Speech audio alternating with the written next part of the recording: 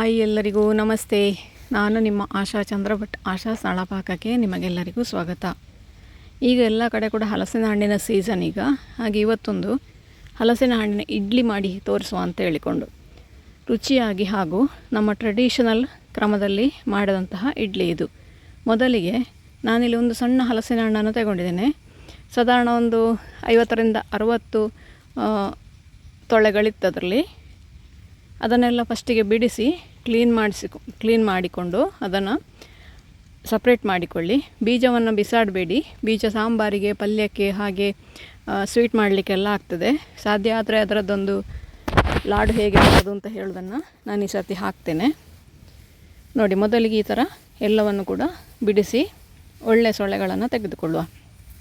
ಇದನ್ನು ಈಗ ಸಪ್ರೇಟ್ ಮಾಡಿ ನುಣ್ಣಗೆ ರುಬ್ಬಿಕೊಳ್ಬೇಕು. ಇದಕ್ಕೆ ನಾನಿಲ್ಲಿ 2 ಕಪ್ಪಷ್ಟು ಅಕ್ಕಿಯನ್ನು ಒಂದು 2-3 ಗಂಟೆ ನೆನೆಸಿ ಇಟ್ಕೊಂಡಿದ್ದೇನೆ. ಇದನ್ನು ಈಗ ಮಿಕ್ಸರ್ ಜಾರಿಗೆ ಹಾಕ್ಕೊಂಡು ಅಷ್ಟು ಸೊಳೆಯನ್ನು ಕೂಡ ಹಾಕಿಕೊಳ್ತಾ ಇದ್ದೇನೆ. ಒಂದು ಮಿಕ್ಸಿ ಜಾರ್ ಆಯ್ತದು. ಅದನ್ನು ಪೂರ್ತಿಯಾಗಿ ನುಣ್ಣಗೆ ರುಬ್ಬಿಕೊಂಡು ಒಂದು ಬೌಲಿಗೆ ಹಾಕಿಕೊಳ್ಳು. ಅದಕ್ಕೆ ನೀರೆಲ್ಲ ಏನು ಹಾಕೋದು ಬೇಡ. ಹಲಸಿನ ಹಣ್ಣಲ್ಲಿದ್ದ ನೀರೇ ಸಾಕಾಗ್ತದೆ ಅದಕ್ಕೆ. ನೋಡಿ, ಈ ಥರ ಗಟ್ಟಿಯಾಗಿ ಸಿಗ್ತದೆ. ನಾವು ಇಡ್ಲಿ ಮಾಡುವ ಕಾರಣ ನಮಗೆ ಅದು ತುಂಬ ದೋಸೆ ಹಿಟ್ಟಿನಾಗೆ ತೆಳ್ಳಗೆ ಏನು ಬೇಡ ಅದು. ಹಾಗಾಗಿ ನೀರು ಹಾಕದೇನೆ ಅದನ್ನು ರುಬ್ಬಿಕೊಳ್ಳಿ. ನಂತರ ಅಕ್ಕಿ ಕೂಡ ಹಾಗೆ ಹಲಸಿನ ಹಣ್ಣಿನ ತೊಳೆ ಒಂದು ಮಿಕ್ಸಿ ಆಗಿತ್ತು, ಅಷ್ಟೇ ಅಕ್ಕಿಯನ್ನು ಕೂಡ ತಗೊಳ್ತಾ ಇದ್ದೇನೆ. ಅದು ಸ್ವಲ್ಪ ಜಾಸ್ತಿ ಆಯಿತು ಅಕ್ಕಿ. ಇಷ್ಟು ಇದಕ್ಕೆ ಪಲ್ಪಿಗೆ ಇಷ್ಟೇ ಅಕ್ಕಿ ಸಾಕು. ಅಂದರೆ ಒಂದು ಮಿಕ್ಸರ್ ಸೊಳ್ಳೆ ನಿಮಗೆ ಪಲ್ಪ್ ಇದ್ದರೆ ಅದರಲ್ಲಿ ಅಷ್ಟೇ ಅಕ್ಕಿ ಹಾಕ್ಕೊಂಡು ಸಾಕು. ಆಲ್ಮೋಸ್ಟ್ 2 ಕಪ್ಪಷ್ಟು ಅಕ್ಕಿ ಇದೆ ಇದರಲ್ಲಿ. ಈಗ 4 ಕಪ್ ಅಕ್ಕಿ ಹಾಕಿದ್ದೆ ನಾನು. ನನಗೆ ಎಷ್ಟು ಹಲಸಿನಕಾಯಿ ದೊಡ್ಡದಿತ್ತು, ಆದರೆ ಅದ್ರ ಒಳಗಡೆ ತೊಳೆಗಳಿರಲಿಲ್ಲ, ಕಡಿಮೆ ಇತ್ತು. ನಾನು ಅದನ್ನು ಹಲಸಿನಕಾಯಿ ನೋಡಿಕೊಂಡು ನಾನು ಅಕ್ಕಿ ಹಾಕಿದೆ. ಈಗ ನೋಡೋದು ಕಡಿಮೆ ಆಯಿತು. ಹಾಗಾಗಿ ಮತ್ತೆ ನಾನು ಎಷ್ಟು ಬೇಕು ಅಷ್ಟೇ ಹಾಕ್ಕೊಂಡೆ. ಇದು ನೋಡಿ, ಈ ಥರ ತರಿಯಾಗಿ ನೀವು ಇಡ್ಲಿಗೆ ಹೇಗೆ ರುಬ್ತೀರಿ ಹಾಗೇ ರುಬ್ಕೊಳ್ಳಿ. ಅದಕ್ಕೆ ಒಂದು ಸ್ವಲ್ಪ ಅರ್ಧ ಕಪ್ಪಷ್ಟು ನೀರು ಹಾಕ್ಕೊಂಡಿದ್ದೆ ನಾನು ಅಕ್ಕಿ ರುಬ್ಬುವಾಗ. ಇದನ್ನು ಈಗ ಚೆನ್ನಾಗಿ ಒಂದು 2ರಿಂದ 3 ನಿಮಿಷವರೆಗೆ ಚೆನ್ನಾಗಿ ಅದನ್ನು ಬೀಟ್ ಮಾಡಿಕೊಳ್ಳಿ. ಆವಾಗ ಅದು ಚೆನ್ನಾಗಿ ಹುಳಿ ಬರ್ತದೆ. ಇದಕ್ಕೆ ನೋಡಿ, ನಾವೆಲ್ಲಿ ಕೂಡ ಉದ್ದು ಉಪಯೋಗಿಸೋದಿಲ್ಲ. ಹಲಸಿನ ಹಣ್ಣು ಹಾಗೂ ಅಕ್ಕಿ ಮಾತ್ರ. ರುಚಿಗೆ ಬೇಕಾದಷ್ಟು ಉಪ್ಪು ನನಗೆ ಹಾಕಿದ್ದನ್ನು ತೋರಿಸಲಿಕ್ಕೆ ಮರ್ತೋಯ್ತು. ಉಪ್ಪು ನಾನು ಇವತ್ತೇ ಹಾಕಿಟ್ಟಿದ್ದೇನೆ. ಹಾಕಿ 8 ಗಂಟೆಗಳ ಕಾಲ ಮುಚ್ಚಿಟ್ರೆ ನೋಡಿ ಈ ಥರ ಎಷ್ಟು ಚೆನ್ನಾಗಿ ಅದು ಹುಳಿ ಬರ್ತದೆ ಅಂತ ಹೇಳಿಕೊಂಡು. ಇದು ಹುದುಗು ಬಂದ ಹಲಸಿನ ಹಣ್ಣಿನ ಹಿಟ್ಟು. ಅದು ಕಲರ್ ಹಾಗೆ ಆಗಿರೋದು. ಆ್ಯಕ್ಚುಲಿ ಅದು ಹಲಸಿನ ಹಣ್ಣಿನ ಕಲರ್, ರಾಗಿ ಹುಡಿ ಹಾಕಿದ್ದಲ್ಲ ಅದು. ನೋಡಿ ಈ ಥರ ಎಷ್ಟು ಚೆನ್ನಾಗಿ ಹುದುಗು ಬಂದಿದೆ ಅಂತ ಹೇಳ್ಕೊಂಡು. ಇದನ್ನು ಈಗ ಚೆನ್ನಾಗಿ ಮಿಕ್ಸ್ ಮಾಡಿಕೊಳ್ಳಿ. ನನಗೆ ಇದು ನೋಡುವಾಗ ತುಂಬ ಚಪ್ಪೆ ಅಂತ ಅನ್ನಿಸ್ತು. ಅದಕ್ಕೆ ನಾನೊಂದು 2 ಟೇಬಲ್ ಸ್ಪೂನಷ್ಟು ಬೆಲ್ಲ ಹಾಕ್ಕೊಂಡೆ. ಅದಕ್ಕೆ ಬೆಲ್ಲ ಹಾಕ್ಕೊಂಡು ಮಿಕ್ಸ್ ಮಾಡಿದೆ ನೋಡಿ. ಈ ಥರ ಹಲಸಿನ ಹಣ್ಣು ಸಿಹಿ ಉಂಟು ಅಂತಾದರೆ ಅದಕ್ಕೆ ಬೆಲ್ಲ ಹಾಕೋ ಅವಶ್ಯಕತೆ ಇಲ್ಲ. ನನಗದು ಸಪ್ಪೆ ಅನ್ನಿಸ್ತು, ಅದಕ್ಕೆ ನಾನೊಂದು ಸ್ವಲ್ಪ ಬೆಲ್ಲ ಹಾಕ್ಕೊಂಡೆ. ಅದಕ್ಕೆ ನಿನ್ನೆ ರುಬ್ಬುವಾಗ ನನಗೆ ಸಿಹಿ ಇತ್ತದು, ಹಾಗಾಗಿ ಬೇಡ ಅಂತೇಳಿ ಹಾಕಲಿಲ್ಲ. ಇವತ್ತು ನೋಡುವಾಗ ಅದು ನನಗೆ ಸಪ್ಪೆ ಅನ್ನಿಸ್ತು. ಹಾಗೆ ನಾನು ಒಂದು 2 ಟೇಬಲ್ ಸ್ಪೂನಷ್ಟು ಬೆಲ್ಲ ಹಾಕ್ಕೊಂಡಿದ್ದೇನೆ. ಅದಕ್ಕೆ ಹುಡಿ ಬೆಲ್ಲ ಹಾಕಿರೋದು. ಇದನ್ನೀಗ ಪುನಃ ಚೆನ್ನಾಗಿ ಒಮ್ಮೆ ಮಿಕ್ಸ್ ಮಾಡಿಕೊಳ್ಳಿ. ಒಂದು 2 ನಿಮಿಷ ಬೆಲ್ಲ ಸರಿಯಾಗಿ ಕರಗುವವರೆಗೆ. ನೀವು ರವೆ ಮಾಡಿ ಕೂಡ ಹಾಕಿಕೊಳ್ಬೋದು. ಅಂದರೆ ಜೋನಿ ಇದ್ದರೆ ಕೂಡ ಅದು ಕೂಡ ಹಾಕಿಕೊಳ್ಬೋದು. ನನ್ನ ಹತ್ರ ಹುಡಿ ಬೆಲ್ಲ ಇತ್ತು, ಹಾಗಾಗಿ ನಾನು ಹುಡಿ ಬೆಲ್ಲವನ್ನು ಹಾಕಿ ಚೆನ್ನಾಗಿ ಮಿಕ್ಸ್ ಮಾಡಿಕೊಂಡೆ. ಬರೀ ಸಪ್ಪೆ ಆಯಿತು ಅಂತ ಆದರೆ ಅದು ತಿನ್ನಲಿಕ್ಕೆ ಅಷ್ಟು ರುಚಿ ಆಗೋದಿಲ್ಲ. ಹಾಗಾಗಿ ಹಲಸಿನ ಹಣ್ಣಿನ ಟೇಸ್ಟ್ ಕೂಡ ಇರೋದಿಲ್ಲ. ಅದಕ್ಕೋಸ್ಕರ ನಾನು ಬೆಲ್ಲ ಹಾಕ್ಕೊಂಡೆ. ಇದೀಗ ನೋಡಿ ಸರಿಯಾಗಿ ಮಿಕ್ಸ್ ಆಯಿತು ಎಲ್ಲವೂ ಕೂಡ. ಬೆಲ್ಲ ಹಾಕಿ ಮಿಕ್ಸ್ ಮಾಡಿದ ನಂತರ ಈ ಹದಕ್ಕೆ ಬಂತು ಹಿಟ್ಟು. ಈ ಹದದಲ್ಲಿದ್ದರೆ ಕರೆಕ್ಟಾಗಿ ಬರ್ತದೆ. ಇನ್ನೂ ಸ್ವಲ್ಪ ಗಟ್ಟಿ ಇದ್ದರೆ ಇಡ್ಲಿ ಗಟ್ಟಿ ಆಗ್ತದೆ. ಇನ್ನೂ ಹಿಟ್ಟು ನೀರಾಯಿತು ಅಂತಾದರೆ ಇಡ್ಲಿ ಮೆತ್ತಗಾಗ್ತದೆ. ಅಂದರೆ ಮುಟ್ಟುವಾಗ ಸಾಫ್ಟ್ ಆಗಿರ್ತದೆ ಅದು. ಹಾಗಾಗಿ ಅಷ್ಟೇ ಹದಕ್ಕೆ ಬೇಕದು. ಈಗ ಇಡ್ಲಿ ಮಾಡೋ ತಟ್ಟೆಗೆ ಸ್ವಲ್ಪ ತಳಭಾಗಕ್ಕೆ ತೆಂಗಿನ ಎಣ್ಣೆ ಹಾಕ್ಕೊಂಡಿದ್ದೇನೆ. ನೀವು ಯಾವುದೇ ಎಣ್ಣೆ ನೀವು ಉಪಯೋಗಿಸಿರಿ ಆ ಎಣ್ಣೆಯನ್ನು ಹಾಕಿಕೊಳ್ಬೋದು. ಎಣ್ಣೆ ಹಾಕ್ಕೊಂಡು ಅದನ್ನು ಚೆನ್ನಾಗಿ ಇಡೀ ತಟ್ಟೆಗೆ ಅದನ್ನು ಸ್ಪ್ರೆಡ್ ಮಾಡಿಕೊಳ್ಳಿ ಫಸ್ಟಿಗೆ.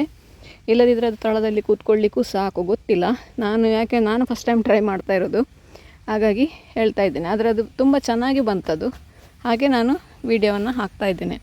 ಈಗ ತಟ್ಟೆಯಲ್ಲಿ 3/4 ಭಾಗದಷ್ಟು ಮಾತ್ರ ಹಿಟ್ಟಾಕಿ ಫುಲ್ ಹಾಕಬೇಡಿ. ಯಾಕೆ ಅಂದರೆ ಅದು ಉಬ್ಬಿ ಬರ್ತದೆ. ಅದಕ್ಕೋಸ್ಕರ ತಟ್ಟೆಯಲ್ಲಿ ಕರೆಕ್ಟಾಗಿ ಅರ್ಧ ಹಿಟ್ಟು ಹಾಕಿ. ಅರ್ಧದಿಂದ ಮುಕ್ಕಾಲು ನೋಡಿ ತಟ್ಟೆಯಲ್ಲಿ ಕಾಣ್ತಾ ಇದೆ. ಅದರಲ್ಲಿ ನಾನು ಫುಲ್ ಯಾವ ತಟ್ಟೆಗೂ ಹಾಕಲಿಲ್ಲ.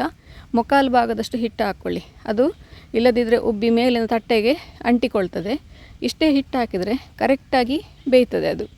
ನೋಡಿ ಎಲ್ಲ ತಟ್ಟೆಗೆ ಕೂಡ ಒಂದೇ ಥರ ಹಿಟ್ಟು ಹಾಕ್ಕೊಂಡು ನಂತರ ಅದನ್ನು ಈ ಥರ ಇಡ್ಲಿ ತಟ್ಟೆಗೆ ಅದನ್ನು ಜೋಡಿಸ್ಕೊಳ್ಳಿ.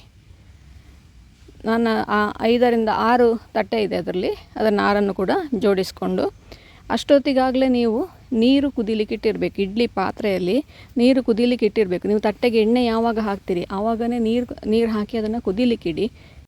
ಎಲ್ಲ ತಟ್ಟೆಗಳಿಗೂ ಇಡ್ಲಿ ಹಿಟ್ಟು ಆಗುವಷ್ಟು ಹೊತ್ತಿಗೆ ನೀರು ಕುದಿಲಿಕ್ಕೆ ಶುರುವಾಗಿರ್ತದೆ. ನೋಡಿ ಇದು ರೆಡಿ ಆಯಿತು. ಅಷ್ಟೊತ್ತಿಗೆ ಇಲ್ಲಿ ನೋಡಿ ನೀರು ಕೂಡ ಕುದಿದು ರೆಡಿಯಾಗಿದೆ.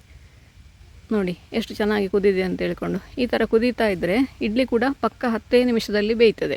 ಇಲ್ಲದಿದ್ದರೆ ಒಂದು 20 ನಿಮಿಷ ಬೇಕಾಗ್ತದೆ ಬೇಯಲಿಕ್ಕೆ. 10 ನಿಮಿಷದಲ್ಲಿ ಇದು ಬೆಂದು ರೆಡಿ ಆಗ್ತದೆ. ಇನ್ನೀಗ ಇದನ್ನು 10 ನಿಮಿಷ ಹಾಗೇ ಬೇಯಲಿಕ್ಕೆ ಬಿಡುವ. ಮುಚ್ಚಳ ಮುಚ್ಚಿ 10 ನಿಮಿಷ ಅದನ್ನು ಬೇಯಲಿಕ್ಕೆ ಬಿಡುವ. ಈಗ 10 ನಿಮಿಷ ಕಳೆದು ಮತ್ತೊಂದು 5 ನಿಮಿಷ ಅದನ್ನು ಹಾಗೇ ಬಿಡಿ. ಅದು ಒಳಗಡೆ ಬೇಯ್ತದೆ.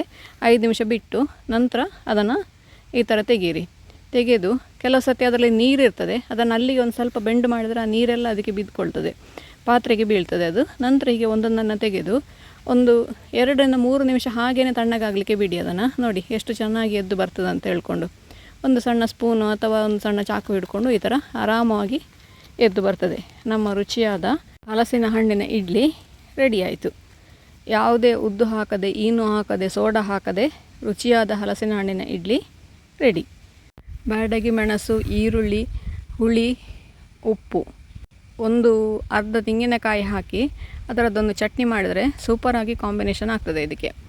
ನಂತರ ಪ್ಲೇಟಿಗೆ ಹಾಕ್ಕೊಂಡು ಮೇಲಿಂದ ಒಂಚೂರು ತುಪ್ಪ ಹಾಕಿ ಬಿಸಿ ಬಿಸಿಯಾದ ಇಡ್ಲಿಯನ್ನು ಸರ್ವ್ ಮಾಡಿ. ಒಂದೊಂದಕ್ಕೆ ಒಂದು ಕಾಲು ಟೀ ಸ್ಪೂನಷ್ಟು ತುಪ್ಪ ಹಾಕಿದರೆ ಒಳ್ಳೆ ರುಚಿಯಾಗಿರ್ತದೆ.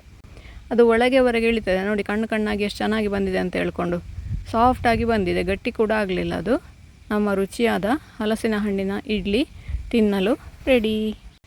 ನೀವು ಕೂಡ ಒಮ್ಮೆ ಖಂಡಿತ ಇದನ್ನು ಟ್ರೈ ಮಾಡಿ ನೋಡಿ. ಹೇಗಾಯಿತು ಅಂತೇಳಿ ಕಮೆಂಟ್ ಮೂಲಕ ನಮಗೆ ತಿಳಿಸಿ.